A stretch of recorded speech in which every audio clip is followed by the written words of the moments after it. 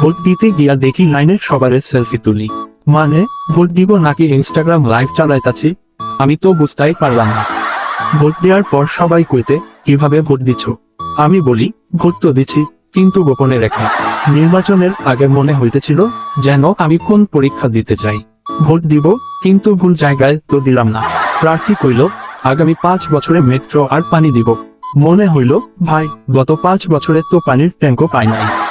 Returning officer pole খুলতে গিয়া কইল, ভোট আসছে, কিন্তু আসলে কোথা থেকে জানি না। ব্যালট পেপারে তো এমন এমন নাম থাকে, মনে হয় এটা কি ভোট নাকি রেস্টুরেন্ট মেনু। ভোট দেওয়ার আগে শপিং লিস্ট তৈরি, এইটা কিনমু, ওইটা কিনমু, আর ভোটও দিব।